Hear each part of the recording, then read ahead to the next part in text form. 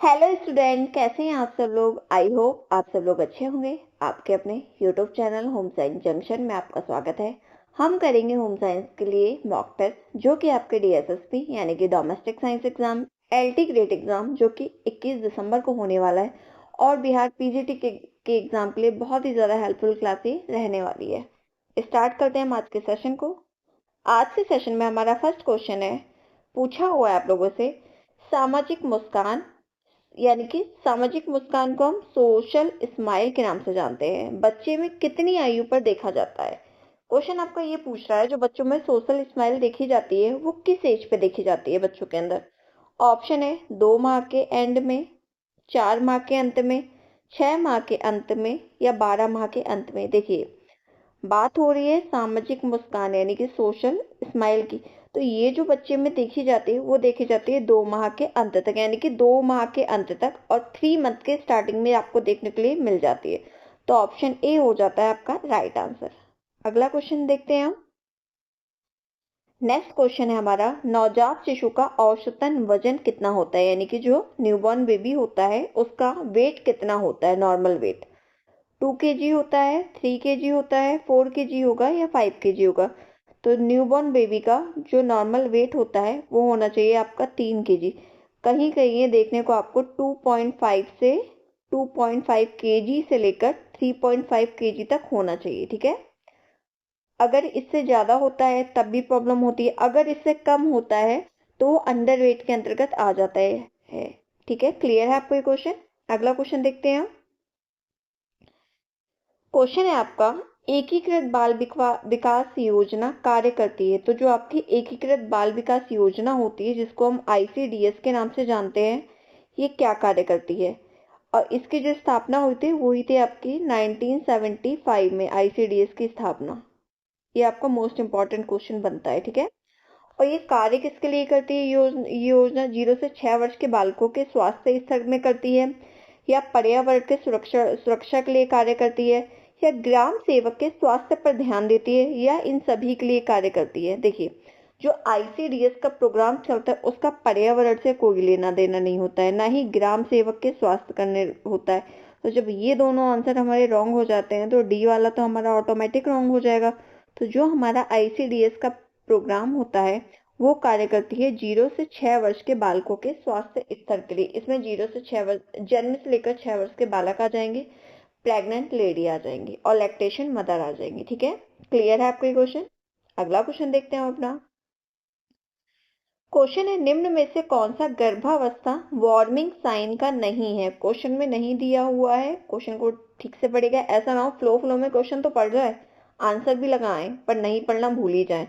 तो कौन सा ऐसा है जो वार्मिंग साइन का सिम्टम्स नहीं होता है। ठीक है, ऑप्शन में है भूख का बढ़ जाना, फिट्स, धुंधला दिखाई देना या सभी। तो जो आपका किसका वार्मिंग साइन का सिम्टम्स नहीं होता है वो क्या होता है, वो होता है आपका भूख का बढ़ जाना।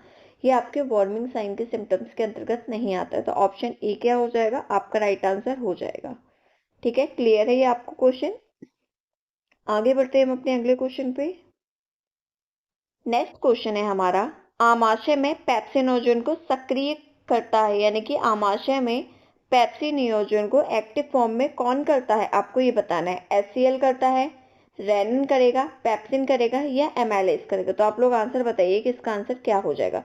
देखिए, जो आमाशय में पेप्सिन नियोजन को एक्टिव फॉर्म में लाता है ये किसका कार्य होता है, ये होता है आपका हाइड्रोक्लोराइड का, यानी कि HCl का। तो ऑप्शन ए क्या हो जाएगा इसमें आपका राइट आंसर हो जाएगा। और अगर आप लोगों को क्लास अच्छी लग रही है तो आप लोग वीडियो को लाइक और शेयर जरूर कर दीजिएगा।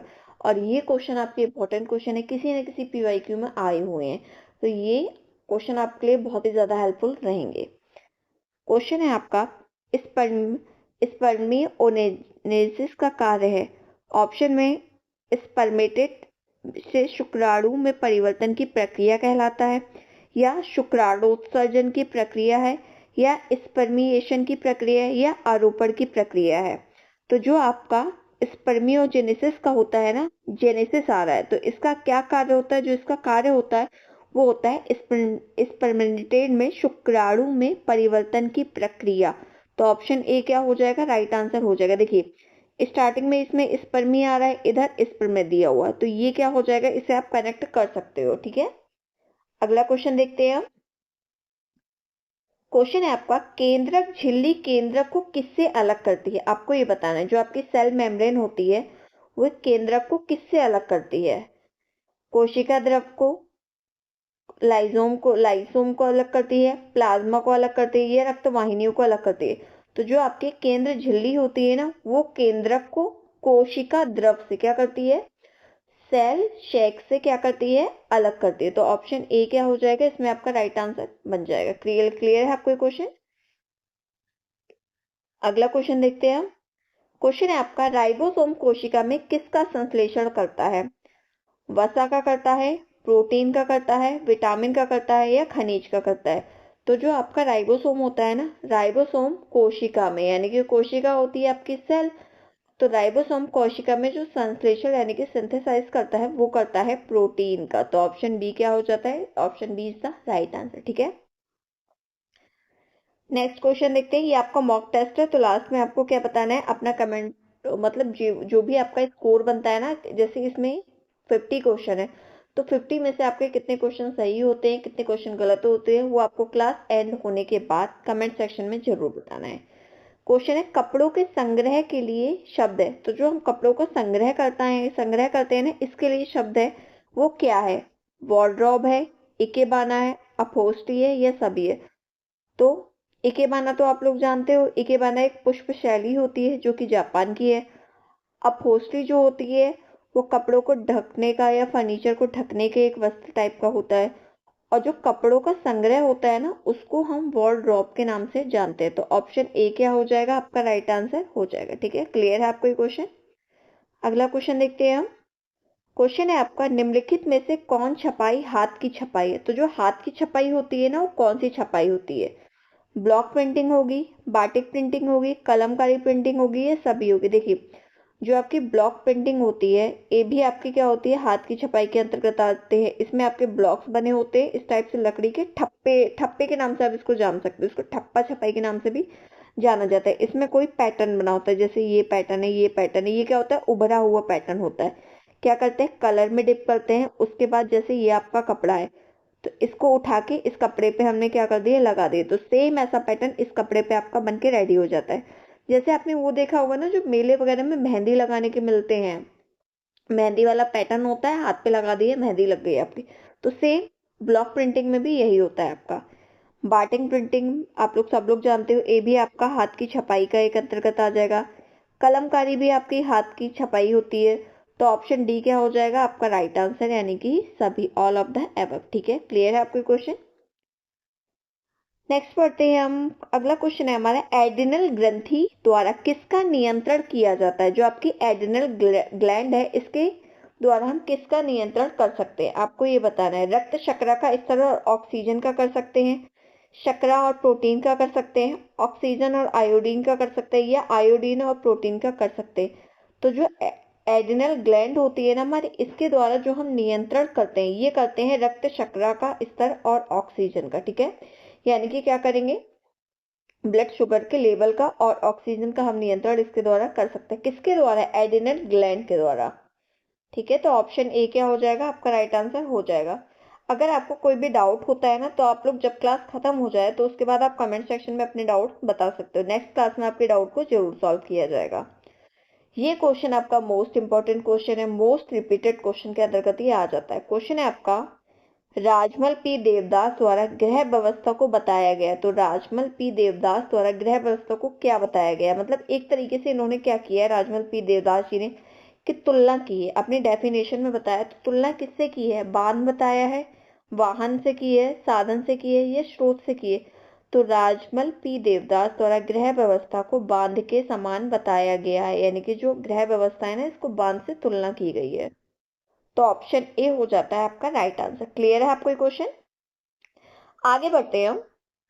अगला क्वेश्चन है हमारा, भय, क्रोध, प्रेम किस अवस्था का प्रमुख संवेग होता है? संवेग क्या है आपके, इमोशन क्या है? भय यानी कि डर, क्रोध यानी कि गुस्सा, प्रेम यानी कि लव।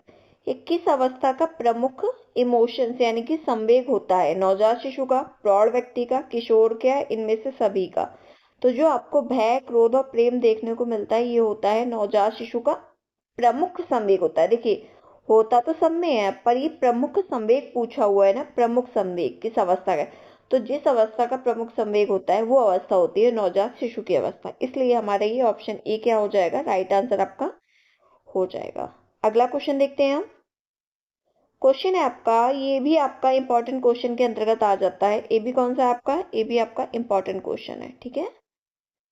क्वेश्चन है आपका, पियाजे द्वारा लिखित पुस्तक है, तो पियाजे द्वारा कौन सी लिखित पुस्तक है, language and thought of child है, थॉट ऑफ चाइल्ड है, कॉग्नेटिव थॉट है, या टोटम एंड टैबो है।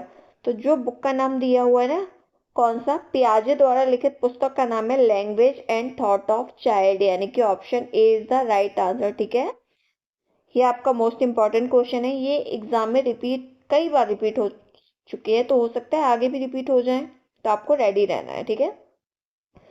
क्वेश्चन है आपका, डॉक्टर स्पेंसर हैच के द्वारा योजना प्रारंभ किया गया, तो डॉक्टर स्पेंसर हैच के द्वारा कौन सी योजना प्रारंभ की गई, आपको ये बताना है। ऑप्शन में है मार्कंडम योजना, श्री निकेतन योजना, इटावा पायलट प्रोजेक्ट योजना, या ग्राम विकास योजना। तो राइट आंसर आप लोग बताइए कि इसमें आपका राइट आंसर क्या हो जाएगा। ये आपका इंपॉर्टेंट क्वेश्चन है, कई बार एग्जाम में ये भी पूछा जा चुका है, ठीक है। तो ये भी आपका कैसा है, एक इंपॉर्टेंट क्वेश्चन के अंतर्गत ये शामिल हो जाता है। तो इसका जो राइट आंसर है ना, वो क्या होता है, जो डॉक्टर स्पेंसर हैच द्वारा योजना प्रारंभ की गई, वो कौन सी योजना है, वो है आपकी मार्कंडम योजना। तो ऑप्शन ए क्या है, आपका राइट आंसर हो जाएगा। अब ये योजना एग्जाम में भी पूछ सकते हैं, ये योजना कब आई, तो ये जो योजना है ये आई थी 1928 में, ठीक है। किसके द्वारा आई, तो स्पेंसर हैच के द्वारा आई। इसका नाम क्या किया गया, इसका नाम था मार्कंडम योजना, ये आई 1928 में।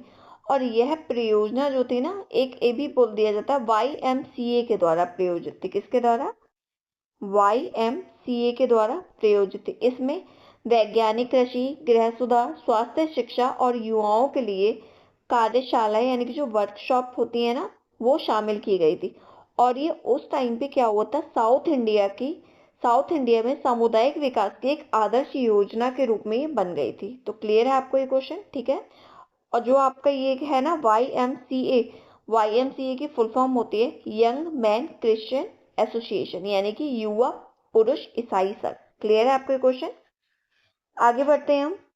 अगला क्वेश्चन है हमारा, इनमें से कौन सा लक्ष्य का प्रकार है, जो आपके गोल्स होते हैं ना, तो कौन से गोल्स के टाइप्स में आ जाएगा, दीर्घकालीन लक्ष्य, मध्यवर्ती लक्ष्य, लघुकालीन लक्ष्य, या सभी। तो देखिए, दीर्घकालीन लक्ष्य ये भी आपका लक्ष्य के अंतर्गत आ जाता है। देखिए, जो आपके लॉन्ग टाइम गोल्स होते हैं ना, जैसे आपका लॉन्ग टाइम गोल्स के अंतर्गत कौन कौन से आ जाएंगे, लॉन्ग टाइम गोल्स के अंतर्गत आ जाते हैं आपके, जैसे घर बनवाना, शादी करना, ठीक है, हायर एजुकेशन दिलाना, ये आते हैं आपके लॉन्ग टर्म गोल्स में, यानी कि दीर्घकालीन लक्ष्य के अंतर्गत आ जाते हैं। कुछ होते हैं आपके मध्यवर्ती लक्ष्य, इसके अंदर ना तो ये बहुत ज्यादा लंबे टाइम के लिए होते हैं, ना ही बहुत ज्यादा शॉर्ट टाइम के लिए होते हैं, तो इसको मध्यवर्ती के लिए बोल देते हैं। इसी तरह आपका लघुकालीन लक्ष्य भी हो जाता है। तो जब ये तीनों लक्ष्य के प्रकार हैं हमारे, तो इसमें ऑप्शन डी हमारा हो जाएगा राइट आंसर, ठीक है। क्लियर है आपको ये। अगला क्वेश्चन देखते हैं हम। क्वेश्चन है हमारा, फिश किस प्रकार की डार्ट के रूप में होता है, यानी कि फिश डार्ट किस प्रकार की होती है, दोहरी नाक वाली डार्ट होती है, नोक वाली, या आपके ट्रिपल नोक वाली डार्ट होती है, या एकल नोक वाली डार्ट होती है, या बहुरूपी नोक वाली डार्ट होती है। देखिए, जो फिश डार्ट होती है ना, वो आपकी कुछ इस टाइप की होती है, ठीक है, इस टाइप की होती है आपकी फिश डार्ट। तो ये कौन सी है, दोहरी नोक वाली डार्ट है ना, दो नोक इसमें दिख रही है ना, एक ये रही आपकी, एक ये रही, तो ये कौन सी होती है, जो फिश डार्ट होती है आपकी दोहरी नोक वाली डार्ट के अंतर्गत आ जाती है। तो option A is the right answer, ठीक है। अगला क्वेश्चन देखते हैं हम। क्वेश्चन है आपका, तीव्रता दर्शाता है, तीव्रता बोलते हैं इंटेंसिटी को, तो जो आपका इंटेंसिटी है ये क्या दर्शाता है, चमकीलापन या धुंधलापन, धीमापन या तेजपन, यानी कि जिसको हम तेजस यानी कि तेजपन बोलते हैं, गहरापन या धुंधलापन, और इनमें से कोई नहीं। तो जो आपका इंटेंसिटी होती है ना, ये तीव्रता, ये दर्शाता है आपके चमकीलापन और धुंधलापन को, यानी कि क्या दर्शाएगा ये, ब्राइटनेस को और डार्कनेस को क्या दर्शाता है? तो ऑप्शन ए क्या हो जाएगा? आपका राइट आंसर हो जाएगा। अगला क्वेश्चन देखते हैं। क्वेश्चन है आपका, कोशिका के लाइसोसोम को और किस नाम से जाना जाता है? जो आपके कोशिका को लाइसोसोम होता है ना, तो इसको और किस नाम से जाना जाता है आपको ये बताना है। ऑप्शन में है सुसाइडियल बैग, रक्षक संक्रामक, कोशिका का पावर बैंक या जीवन दायिनी। तो कोशिका के लाइसोसोम को जाना जाता है सुसाइडियल बैग के नाम से। तो option A is the right answer. अगला क्वेश्चन देखते हैं हम। आप लोग काउंट करते जाइएगा कि आपके कितने क्वेश्चन सही हो रहे हैं, कितने क्वेश्चन आपके रॉन्ग हो रहे हैं, ठीक है। क्वेश्चन है, उद्देश्यों की पूर्ति के लिए संसाधनों का प्रबंध कहलाता है। तो जो आप अपने उद्देश्यों की पूर्ति के लिए जो संसाधनों का प्रबंध है, यानी कि संसाधन कौन कौन से हमने यूज किए तो उनका मैनेजमेंट करना, वो क्या कहलाता है? गृह प्रबंधन कहलाएगा, अर्थशास्त्र कहलाएगा, निर्णय संग्रह कहलाएगा या संसाधन उपयोगिता कहलाएगा? तो बात हो रही है उद्देश्यों की पूर्ति की। तो उद्देश्यों की पूर्ति के लिए संसाधनों का जो प्रबंध होता है ना, वो कहलाता है आपका गृह प्रबंध। तो ऑप्शन ए क्या हो जाएगा? आपका राइट आंसर हो जाएगा, ठीक है। क्लियर है आपको क्वेश्चन? अगला क्वेश्चन देखते हैं हम। क्वेश्चन है हमारा, अधिक प्रोटीन और अधिक कैलोरी युक्त आहार किसको लेना चाहिए? किसमें हो हाई प्रोटीन और हाई कैलोरी युक्त डाइट हम किसको देंगे? क्षय रोगी को देंगे, मधुमेह को देंगे, पीलिया को देंगे या सीलिएक रोग को देंगे? तो जो हम हाई प्रोटीन और हाई कैलोरी युक्त डाइट देते हैं वो देते हैं क्षय रोग को। तो ऑप्शन ए क्या हो जाएगा? राइट आंसर हो जाएगा। क्षय रोग को हम टीबी के नाम से जानते हैं, यानी कि ट्यूबरक्लोसिस इसको बोला जाता है। इसको राज्यक्षमा, यक्षमा के नाम से भी, तपेदिक के नाम से भी इसको जाना जाता है। और ये जो रोग होता है ना, बच्चों में ज्यादा होता है और इसको मृत्यु का कप्तान कहा जाता है, ठीक है। क्या कहा जाता है इसको? मृत्यु का कप्तान कहा जाता है इस रोग को। तो ऑप्शन ए क्या हो जाएगा? इसमें आपका राइट आंसर हो जाएगा। अगला क्वेश्चन देखते हैं हम अपना। क्वेश्चन है आपका, किस समिति के सिफारिश पर भारत सरकार द्वारा प्राथमिक स्वास्थ्य केंद्रों की स्थापना की गई? भोर समिति की, मॉडलिंग समिति की, सिंह समिति की, इनमें से कोई नहीं। तो देखिए, जो आपकी भोर समिति थी ना, भोर समिति के सिफारिश पर ही भारत सरकार द्वारा प्राथमिक स्वास्थ्य केंद्रों की जो स्थापना थी वो की गई। प्राथमिक स्वास्थ्य केंद्र तो आप सब लोग जानते हो, जहाँ पे आपके आसपास के एरिया में होता भी है, ठीक है। इसमें क्या किया जाता है? शिशु के टीके वगैरह लगाए जाते हैं, ठीक है। क्लियर है आपको क्वेश्चन? नेक्स्ट क्वेश्चन है आपका, जल शुद्धिकरण की रासायनिक विधियों में क्लोरीन के किस रूप को सर्वश्रेष्ठ माना जाता है? किसके? क्लोरीन के किस रूप को सर्वश्रेष्ठ यानी कि बेस्ट माना जाएगा जल शुद्धिकरण के लिए? बात किसकी हो रही है? बात हो रही है रासायनिक विधि की। इसको आप लोग ध्यान दीजिएगा, ठीक है। क्या है ये? रासायनिक है। ऑप्शन है ब्लीचिंग पाउडर का, कैल्शियम कार्बोनेट को, क्लोरीन गैस को या धावन सोडा को। तो आपकी जल शुद्धिकरण के लिए रासायनिक विधियों में क्लोरीन के ब्लीचिंग पाउडर को सबसे क्या माना जाता है? सबसे सर्वश्रेष्ठ माना जाता है। तो ऑप्शन ए क्या हो जाएगा? आपका राइट आंसर हो जाता है। नेक्स्ट क्वेश्चन देखते हैं। क्वेश्चन है, लेटी के अंतर्गत आता है। तो लेटी के अंतर्गत क्या आ जाएगा? आकार अनुपात आ जाएगा, बिब नाइट गाउन डायपर आ जाएगा, तौलिया कन रेशम आ जाएगा या ऊन नायलॉन शीशा रेशा आ जाएगा? तो लेटी के अंतर्गत आ जाता है आपका बिन, नाइट, गाउन और डायपर। तो option B is the right answer. अगला क्वेश्चन देखते हैं हम अपना।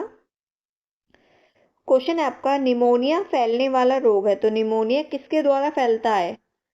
बैक्टीरिया के द्वारा फैलता है, विषाणु के द्वारा फैलता है, प्रोटोजोआ द्वारा फैलता है, सभी के द्वारा फैलता है?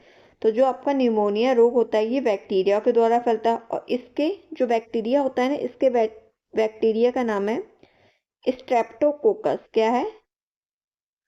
स्ट्रेप्टोकोकस। स्ट्रेप्टोकोकस ये आपका इंपॉर्टेंट है क्योंकि इससे एग्जाम में क्वेश्चन बनता है। मोस्टली स्टूडेंट इसको भूल जाते हैं। स्ट्रेप्टोकोकस निमोनिया, ठीक है। तो निमोनिया, एक तो आपको ये ध्यान रखना है कि निमोनिया किसके द्वारा फैलता है? निमोनिया फैलता है आपके बैक्टीरिया के द्वारा। और इसके बैक्टीरिया का नाम क्या है? इसके बैक्टीरिया का नाम है स्ट्रेप्टोकोकस निमोनिया। नेक्स्ट क्वेश्चन देखते हैं हम। क्वेश्चन है आपका, कायम रूप में भोजन होता है। तो कायम रूप में भोजन क्या होता है? आंशिक रूप से पचा होता है या आपका बिना पचे रूप में आता है या पूर्ण रूप से पचा भोजन होता है या इनमें से कोई नहीं? तो जो आपका कायम होता है ना, कायम आपका आंशिक रूप से पचा हुआ भोजन होता है। अच्छा, आप लोगों ने एक चीज नोटिस की होगी कि आपने खाना खाया, उसके आपके 1-1.5 घंटे बाद आपको उल्टी होती है यानी कि वॉमिटिंग होती है। तो उसमें क्या होता है, वॉमिटिंग में आपका कुछ लुगदी टाइप का निकलता है और कुछ जैसे आपने दाल चावल खाया है तो चावल निकलेगा, कुछ तो पीसेस पूरे निकलेगा और कुछ आपका एकदम लुगदी टाइप का निकलेगा।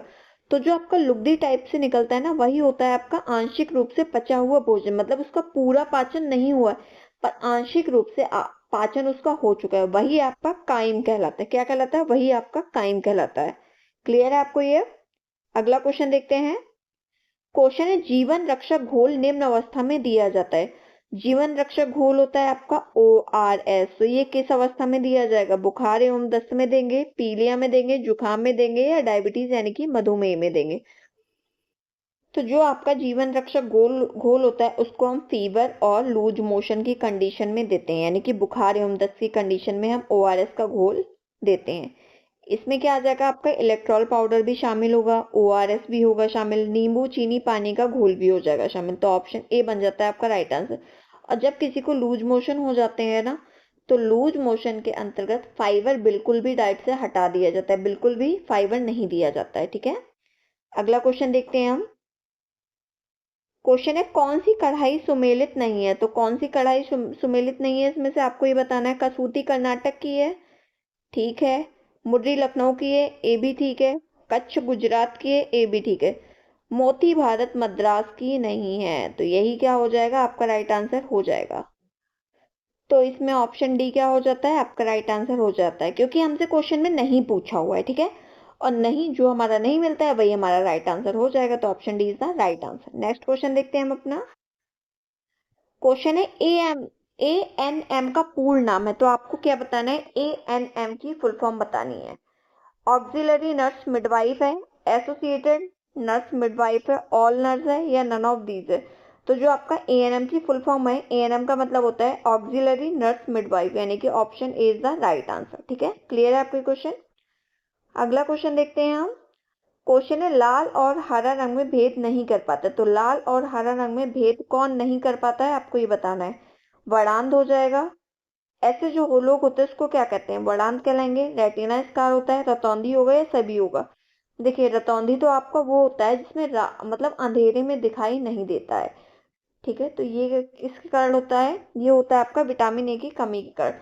और लाल और हरे रंग में डिफरेंस पता नहीं कर पाना, इसको हम वर्णांधता बोलते हैं। क्या बोलते हैं? इसको हम वर्णांधता के नाम से जानते हैं या वर्णांध बोलते हैं। तो ऑप्शन ए क्या हो जाएगा? आपका राइट आंसर हो जाए है। अगला क्वेश्चन देखते हैं हम। क्वेश्चन है आपका, निम्नलिखित में से कौन सा कारक आहार नियोजन को प्रभावित नहीं करेगा? तो कौन सा कारक ऐसा है जो आहार नियोजन को प्रभावित नहीं करता है, यानी कि मील प्लानिंग को प्रभावित नहीं करेगा, इफेक्ट नहीं करेगा? आयु नहीं करेगी, शारीरिक आवश्यकता नहीं करेगी, व्यवसाय नहीं करेगा या मकान नहीं करेगा? देखिए, जब आप लोग किसी के डाइट प्लान करते हो तो उसकी एज के बारे में आप ध्यान रखते हो कि उसकी एज क्या है, इन्फेंट है या कौन सा है, मिडिल एडल्टहुड का पर्सन है या एडोल्सन पर्सन है। आप आयु का ध्यान रखते हो, शारीरिक आवश्यकता भी देखते हो कि वो उसकी शारीरिक आवश्यकता कितनी है, वो कितना वर्क करता है। ठीक है, इसी तरह आप व्यवसाय भी देखते हो। व्यवसाय में क्या हो जाता है, वो ज्यादातर बैठ के काम कर रहा है, उसका मेंटली वर्क ज्यादा है या उसका फिजिकल वर्क ज्यादा है, तो उसके हिसाब से क्या करते हो आप? उसका डाइट प्लान करते हो या उसका मेन्यू प्लान करते हो। बल्कि मकान नहीं देखते हो आप लोग कि मतलब उसका मकान कैसा है, छोटा है या बड़ा है। मकान के अकॉर्डिंग कभी भी डाइट प्लान आपका नहीं होता है। तो हमसे नहीं पूछा था क्वेश्चन में, तो यही क्या हो जाएगा? आपका ऑप्शन डी ही क्या हो जाएगा? आपका राइट आंसर हो जाएगा। क्यों? क्योंकि हमसे क्वेश्चन में नहीं पूछा हुआ था। अगला क्वेश्चन देखते हैं हम। क्वेश्चन है, पटोला में रंगाई की जाती है। तो पटोला में रंगाई कैसे की जाती है? वस्त्रों की जाती है, ताने बाने के धागे की जाती है, सिर्फ ताने के धागे की जाती है, इनमें से कोई नहीं? तो राइट आंसर आपको बताना है कि राइट आंसर आपका क्या हो जाएगा। देखिए, बात हो रही है पटोला। पटोला कहाँ की फेमस एम्ब्रॉयडरी है? गुजरात की। ठीक है, ये आपको पहले तो ये ध्यान रखनी है। ठीक है, रंगाई की जाती है, बात हो रही है डाई की। तो पटोला में हम क्या करते हैं? पटोला में हम क्या करते हैं? ताने और बाने के धागों की, दोनों प्रकार के धागों की रंगाई करते हैं। कैसे? ताना का धागा हमारा एकदम सीधा होता है, बाने का धागा हमारा इस तरह से होता है। ये हमारा लैटिट्यूड में होता है, ये हमारा कैसे हो जाएगा? चौड़ाई में दर्शाता है। जो ताने का धागा होता है लंबाई दर्शाता है और चौड़ाई दर्शाने वाले धागे को बाने का धागा कहा जाता है। तो पटोला की रंगाई में हम ताने बाने के धागों को क्या करते हैं, रंगते हैं। नेक्स्ट क्वेश्चन देखते हैं हम। क्वेश्चन है, तिकोनी पट्टियों का उपयोग किया जाता है सिर की पट्टियों के लिए, हाथ की पट्टियों के लिए, पैर की पट्टियों के लिए, कमर की पट्टियों के लिए। तो जो हम तिकोनी पट्टियों का यूज करते हैं वो करते हैं हम किसके लिए, सिर की पट्टियों के लिए हम यूज करते हैं। तो ऑप्शन ए क्या हो जाएगा, आपका राइट आंसर हो जाएगा। ठीक है, क्लियर है आपको क्वेश्चन। अगला क्वेश्चन देखते हैं हम। क्वेश्चन है, कटलरी के अंतर्गत रखा गया है। तो कटलरी के अंतर्गत क्या रखा गया है, चाकू रखा गया है, चम्मच रखा गया है, कांटे रखे गए हैं या सभी रखे गए हैं। तो कटलरी के अंतर्गत आपका चाकू भी रखा जाता है, चम्मच भी रखा जाता है और कांटे भी रखे जाते हैं। तो ऑप्शन डी हो जाता है आपका राइट आंसर, यानी कि सभी चीजें आपके कटलरी के अंतर्गत रखी जाती हैं। ठीक है, नेक्स्ट क्वेश्चन देखते हैं हम। आप लोग अपना स्कोर जरूर काउंट करते चलिएगा कि आपके कितने क्वेश्चन सही हो रहे हैं, कितने क्वेश्चन आपके रॉन्ग हो रहे हैं। क्वेश्चन है आपका, लैक्टिक एसिड के कारण शरीर पर प्रभाव दिखता है। तो जो आपका लैक्टिक एसिड के कारण जो आपकी बॉडी में इफेक्ट दिखता है, तो आपको बताना है कौन सा इफेक्ट देखने को मिलता है। पेशियों में थकावट हो जाती है, या पेशियों में ऐंठन होती है, या पेशियों में संकुचन होता है, या पेशियों में गति होती है। तो जब लैक्टिक एसिड होता है ना, तो जब मांसपेशियों में यानी कि मसल्स में आपके लैक्टिक एसिड का जमाव हो जाता है, तो उसी के कारण आपकी मसल्स में थकावट देखने को मिलती है। तो ऑप्शन ए क्या हो जाएगा, आपका राइट आंसर हो जाता है। अगला क्वेश्चन देखते हैं हम। क्वेश्चन है, एंटीबॉडीज का प्रमुख कार्य क्या माना जाता है। संक्रमण के विरुद्ध लड़ना हो जाएगा, संक्रमण फैलाव है, संक्रमण गति को बढ़ावा है, या इनमें से कोई नहीं। तो बात हो रही है एंटीबॉडीज की। तो जो एंटीबॉडी का प्रमुख कार्य होता है संक्रमण के विरुद्ध लड़ना, तो ऑप्शन ए क्या हो जाएगा, आपका राइट आंसर हो जाएगा। ठीक है, ये संक्रमण को फैलाता नहीं है और ना ही संक्रमण गति को बढ़ावा देता है। अगला क्वेश्चन देखते हैं। अगर आपको क्लास अच्छी लग रही है तो आप लोग वीडियो को लाइक और शेयर जरूर कर दीजिएगा। क्वेश्चन है आपका, फ्लीस ऊन कैसे प्राप्त की जाती है। जीवित भेड़ से उतारा जाता है, बुनाई के लिए तैयार किया जाता है, तैयार ऊन होती है, इधर ऊन है ये, ठीक है, जीवित भेड़ से उतारा गया ऊन होता है, या बुनाई के लिए तैयार किया गया ऊन होता है, या आपका मृत भेड़ से उतारा गया ऊन होता है, या कोई नहीं होता है। तो बात हो रही है फ्लीस ऊन की। फ्लीस ऊन उसको कहते हैं जो आपको जीवित भेड़ से उतारा गया ऊन होता है ना, उसको हम फ्लीस ऊन के अंतर्गत रखते हैं। देखिए, आपके जो मतलब जो भेड़ होती है ना, भेड़ जितने कम टेम्परेचर पर रहती है, यानी कि जो पहाड़ी वाले इलाकों में रहती है ना, टेम्परेचर अधिक रहेगा तो क्या होगा, टेम्परेचर कम होगा, मतलब वहां पे सर्दियां ज्यादा होगी। ठीक है, ये ध्यान रखनी है। जो आपका टेम्परेचर होता है ना, टेम्परेचर आपका कैसा रहेगा, टेम्परेचर आपका लो रहेगा, यानी कि तभी तो पहाड़ों वगैरह में जाओ तो वहां पे टेम्परेचर डाउन रहता है, सर्दी बहुत ज्यादा होती है।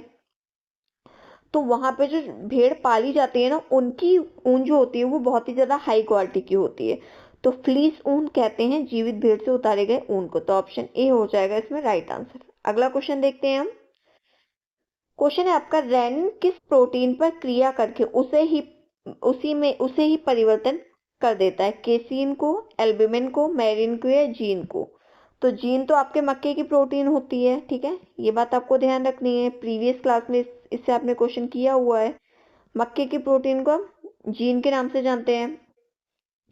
तो बात हो रही है रेनिन की। रेनिन किस प्रोटीन पर क्रिया करके उसे ही परिवर्तित कर देता है, तो केसीन में कर देता है। तो ऑप्शन ए क्या हो जाएगा, आपका राइट आंसर हो जाएगा। देखिए, बच्चों के अंदर जो छोटे इन्फेंट चाइल्ड होते हैं ना, उनके अंदर रेनिन पाया जाता है। ठीक है, रेनिन प्रोटीन पाया जाएगा। और वो क्या कर देते हैं, बच्चे दूध पीते हैं। अच्छा, आप लोगों ने देखा होगा, एक चीज नोटिस किया, छोटे बच्चों को दूध पिलाया जाए, कुछ टाइम बाद वो दूध उगल देते हैं। तो जब वो वॉमिट कर देते हैं या उगल देते हैं दूध, तो उसमें प्रॉपर दूध नहीं आता है, वो कुछ दही दही से जमता है, वही आपका केसीन होता है। ठीक है, वही क्या होता है, वही आपका केसीन होता है। तो रेनिन को केसीन प्रोटीन में परिवर्तित कर देता है। तो ऑप्शन ए क्या हो जाएगा, आपका राइट आंसर हो जाएगा। अगला क्वेश्चन देखते हैं हम। क्वेश्चन है आपका, रेड क्रॉस सोसाइटी का जन्मदाता है। तो रेड क्रॉस कौन सी, रेड क्रॉस सोसाइटी का जन्मदाता कौन है। हेनरी डोनाथ है, हेनरी ब्राउन है, हेनरी फोर्ड है। तो इसको कहीं कहीं तो हेनरी डोनाथ होगा और कहीं कहीं आपको हेनरी डुनेल भी देखने के लिए मिल जाता है। ठीक है, हेनरी डुनेल। तो रेड क्रॉस सोसाइटी के जन्मदाता हेनरी डुनेल है, ये आपको ध्यान रखना है। तो ऑप्शन ए क्या हो जाएगा, आपका राइट आंसर हो जाएगा। और जो ये रेड क्रॉस सोसाइटी आई थी, ये आई थी आपके 1859 में, ये भी बात आपको ध्यान रखनी है। तो ऑप्शन ए हो जाता है इसमें आपका राइट आंसर। अगला क्वेश्चन देखते हैं हम। सोते समय श्वसन की दर होती है, तो जब व्यक्ति निद्रा अवस्था में होता है तो उसकी जो श्वसन की दर होती है वो कैसे होती है, आपको ये बताना है। ऑप्शन में है आपके सबसे कम होती है, असामान्य होती है, सामान्य होती है, सबसे अधिक होती है। तो बात हो रही है सोते समय की। जब कोई भी व्यक्ति एकदम सो रहा होगा, निद्रा अवस्था में होगा, तो उसकी जो श्वसन दर होती है वो सबसे कम होती है। तो ऑप्शन ए हो जाता है राइट आंसर। नेक्स्ट क्वेश्चन देखते हैं। क्वेश्चन, और सबसे तेज कब होगी, जब वो योगा वगैरह करेगा या रनिंग वगैरह करेगा या कोई हैवी कार्य ऐसे ही कर रहा होगा, फिजिकल वर्क ज्यादा कर रहा होगा, तो उस टाइम क्या होता है, उसकी जो श्वसन दर होती है सबसे ज्यादा तेज होती है। कम खर्च में भोज्य संरक्षण सिखाने के लिए सबसे उपयुक्त विधि कौन सी है, आपको ये बताना है। बात हो रही है किसकी, कम खर्च में भोज्य संरक्षण को सिखाने के लिए सबसे जो उपयुक्त विधि है वो कौन सी है। प्रदर्शन विधि है, प्रयोगशाला विधि है, सह समूह विधि है, सभी है। कम खर्च में सिखाना है हमें और भोज्य संरक्षण की विधि समझाना है, तो हम प्रदर्शन विधि से समझा सकते हैं। तो ऑप्शन ए क्या हो जाता है इसमें, ऑप्शन ए हमारा राइट आंसर हो जाएगा। देखिए, हमें किसी को सपोज दैट अचार बनाना सिखाना है, मतलब भोज्य पदार्थ को हम प्रिजर्व करने सिखा रहे हैं, तो हम क्या करेंगे, अचार बनाना सिखा देंगे। अगर हम उसको उनको करके सिखा देंगे प्रदर्शन विधि में, तो वो क्या करेंगे, चीजों को अच्छी तरीके से समझ जाएंगे और क्या होगा, रिजल्ट भी अच्छा मिलेगा हमें और पैसा भी हमारा कम खर्च होगा। अचार बनाना सिखा सकते हैं, पापड़ बनाना सिखा सकते हैं, और क्या जैम और जेली बनाना सिखा सकते हैं। ठीक है, तो ऑप्शन ए इसमें राइट आंसर हमारा हो जाएगा। अगला क्वेश्चन देखते हैं। आईएसआई चिन्ह किसके द्वारा दिया जाता है, भारत सरकार द्वारा दिया जाएगा, भारतीय सांख्यिकी संस्था द्वारा दिया जाता है, भारतीय मानक ब्यूरो द्वारा दिया जाता है, सभी द्वारा दिया जाता है। तो जो आईएसआई चिन्ह होता है ये प्रदान करती है आपकी बीआईएस, यानी कि भारतीय मानक ब्यूरो, इसको हम बोलते हैं बीआईएस के नाम से। तो ऑप्शन सी क्या हो जाएगा, आपका राइट आंसर हो जाएगा। ठीक है, नेक्स्ट क्वेश्चन है आपका। 3D किस पोषक तत्व की कमी के कारण होता है, नियासिन की कमी के कारण होता है, थायमिन की कमी के कारण होता है, वसा की कमी के कारण होता है, प्रोटीन की कमी के कारण। बात हो रही है 3D बीमारी की, तो जो आपके 3D बीमारी होती है ये होती है नियासिन की कमी से। ठीक है, क्या होता है, नियासिन की कमी से होता है 3D बीमारी। और ये किस में देखने को मिलती है, ये आपको पैलेग्रा में देखने को मिलती है। किस में, पैलेग्रा में देखने को मिलती है। और ये जो इधर 3D दिए हुए हैं ना, 3D में होता है, 1D का मतलब होता है डिमेंशिया, डर्मेटाइटिस एंड डायरिया। ठीक है, क्या हो जाएगा, ये 3D है। 3D में क्या हो जाएगा, 1D का मतलब होता है डिमेंशिया, डर्मेटाइटिस और डायरिया। डिमेंशिया आप सब लोग जानते हो, डिमेंशिया क्या होता है, डिमेंशिया होता है आप दिमाग संबंधी बीमारी होती है एक डिमेंशिया, चीजों को भूल जाना। इसी तरह डर्मेटाइटिस आपका स्किन से रिलेटेड डिसीज होती है, और जो डायरिया होते हैं वो होते हैं लूज मोशन। ठीक है, अगर इसमें एक डी और जोड़ देते हैं तो लास्ट वाला डी हमारा डेथ बन जाता है, यानी कि जो लास्ट डी है इसका मतलब हमारा डेथ होता है। अगला क्वेश्चन देखते हैं हम। क्वेश्चन है, हीमोग्लोबिन के कारण रुधिर का रंग कैसा होता है, यानी कि जो हीमोग्लोबिन होता है, हीमोग्लोबिन की वजह से जो आपका ब्लड होता है उसका रंग कैसा होता है, लाल होता है, गहरा लाल होता है, हल्का लाल होता है, या हल्का बैंगनी होता है। तो हीमोग्लोबिन के कारण जो आपका ब्लड का कलर होता है वो होता है आपका लाल, एकदम चमकदार वाला लाल। तो ऑप्शन ए क्या हो जाएगा, आपका राइट आंसर हो जाएगा। ठीक है, नेक्स्ट क्वेश्चन है हमारा। पेप्सिन, रेनिन, लाइपेज उपस्थित होता है, तो पेप्सिन, रेनिन और लाइपेज किस में उपस्थित होगा, आपको ये बताना है। आमाशय में उपस्थित होगा, या आपका बड़ी आंत में उपस्थित होगा, या छोटी आंत में उपस्थित होगा, या आपका लीवर में उपस्थित होगा। तो आपका जो पेप्सिन होता है, कौन सा, पेप्सिन, रेनिन, लाइपेज एंजाइम, ये उपस्थित होता है आपके आमाशय में। तो option A is the right answer. ठीक है, क्लियर है आपको ये क्वेश्चन। अगला क्वेश्चन देखते हैं हम। क्वेश्चन है आपका, एस्ट्रोजन लिंग हार्मोन पाया जाता है, तो जो आपका एस्ट्रोजन लिंग हार्मोन होता है ना, किस में पाया जाता है, महिलाओं में पाया जाता है, बच्चों में पाया जाता है, पुरुष में, सभी में। तो जो आपका एस्ट्रोजन लिंग हार्मोन होता है ये आपके महिलाओं में पाया जाता है। तो ऑप्शन ए क्या हो जाएगा, आपका राइट आंसर हो जाएगा। यही आपके पीरियड साइकिल को कंट्रोल करने का कार्य करते हैं। नेक्स्ट क्वेश्चन देखते हैं। क्वेश्चन है, मानसिक प्रक्रिया के अंतर्गत आता है, तो मानसिक प्रक्रिया यानी कि मेंटल प्रोसेस के अंतर्गत क्या आता है, अधिगम और कल्पना आती है, अधिगम और चलना आता है, कल्पना और दौड़ना आता है, अधिगम और मुड़ना आता है। तो बात हो रही है आपके मेंटल प्रोसेस की, मेंटल एफर्ट्स की, तो इसके अंतर्गत जो आएगा वो हो जाएगा ये आपका अधिगम और कल्पना। ठीक है, तो option A is the right answer. ठीक है, क्लियर है आपको ये क्वेश्चन। अगला क्वेश्चन देखते हैं। क्वेश्चन है हमारा, इनमें से एक पैर की अस्थि है, तो एक पैर की अस्थि कौन सी है? टीबिया है, पिसीफॉर्म है, स्टेपी है, या इम्पे जॉइंट है? जो आपकी एक पैर की अस्थि के नाम से जानी जाती है वो होती है आपकी टीबिया, तो option A is the right answer. ठीक है, जो स्टेपी होती है आपके कान की हड्डी होती है, कान की अस्थि होती है, और ये पूरी बॉडी की सबसे छोटी अस्थि होती है स्टेपी। ठीक है, ये भी आपको ध्यान रखना है। नेक्स्ट क्वेश्चन है हमारा, दृष्टि पटल का प्रमुख कार्य होता है, तो दृष्टि पटल का प्रमुख कार्य क्या है? वस्तु का प्रतिबिंब बनाना है, वर्णनता है, प्रतिबिंब पर रंग देना है, या प्रकाश प्रदान करना है? तो बात हो रही है आपकी दृष्टि पटल की, तो दृष्टि पटल का प्रमुख कार्य होता है वस्तु का प्रतिबिंब बनाना, यानी कि किसी भी ऑब्जेक्ट का इमेज क्रिएट करना, ये कार्य होता है आपके दृष्टि पटल का, तो ऑप्शन ए हो जाता है इसमें आपका राइट आंसर। अगला क्वेश्चन देखते हैं। क्वेश्चन है आपका, गर्भावस्था में दांतों संबंधी रोगों का प्रमुख कारण क्या है? यानी कि प्रेगनेंसी में जो आपके दांत संबंधी रोग हो जाते हैं, इसका रीजन क्या है? कैल्शियम की कमी है, आयरन की कमी है, विटामिन ए की कमी है, या वसा की कमी है? तो क्या है आपका, तो देखिए आयरन की कमी से क्या हो जाता है? आयरन की कमी से एनीमिया हो जाता है। ठीक है, ये आपको ध्यान रखना है। आयरन की कमी से कौन सा रोग होता है? आयरन की कमी से होता है एनीमिया, देखने को मिलता है। विटामिन ए की कमी से जितने भी आपके आंखों से संबंधित होगा ना, जैसे रतौंधी, केरेटोमलेशिया, ठीक है, ये आपके आंखों से संबंधित जितनी बीमारियां हैं आपके विटामिन ए की कमी से होता है। वसा की कमी से क्या होता है? आपका फाइनोडर्मा रोग होता है। क्या होता है आपका? फाइनोडर्मा रोग होता है। किसकी कमी से? आपका वसा और आवश्यक फैटी एसिड की कमी से। कौन सा? फाइनोडर्मा रोग। ये तो सबको पता होगा फाइनोडर्मा डिसीज में क्या होता है। ठीक है, इसमें क्या होता है फाइनोडर्मा डिसीज में कि आपके कोहनी वाले पार्ट में या आपके जॉइंट्स वाले पार्ट में क्या होगा? दाने हो जाते हैं छोटे छोटे कलर के, और अगर आप इस पर खुजली करते हो तो व्हाइट व्हाइट कलर का पाउडर छूटता है। ठीक है, यही क्या होता है? आपका स्किन संबंधित बीमारी होती है, यही आपका फाइनोडर्मा रोग कहलाता है। बचा आपका एक ऑप्शन, यही हो जाएगा आपका राइट आंसर। तो गर्भावस्था में दांतों संबंधी रोग का प्रमुख कारण होता है आपके कैल्शियम की कमी। इससे आपके दांत और अस्थियों से संबंधित बीमारी भी आपको हो सकती है। ठीक है, क्लियर है आपको ये? तो आज की क्लास हमारी यहीं पे एंड होती है। आप लोग कमेंट सेक्शन में अपने स्कोर बताइए कि आपके 50 में से कितने क्वेश्चन आपके सही हुए। आपको क्वेश्चन सही लगे, आपको अगर कोई भी डाउट हो या कोई भी क्वेरी हो आपकी, तो क्या कर सकते हो? आप कमेंट सेक्शन में बता सकते हो क्लास खत्म होने के बाद। ठीक है, जिससे आपकी नेक्स्ट क्लास में आपके डाउट को सॉल्व कर दिया जाए। और अगर आपको वीडियो अच्छी लगी हो तो आप लोग वीडियो को लाइक और शेयर जरूर कर दीजिएगा, और चैनल को जरूर सब्सक्राइब कर दीजिएगा, जिससे आपको टाइम टू टाइम क्लास की नोटिफिकेशन मिलती रहे। Thank you so much.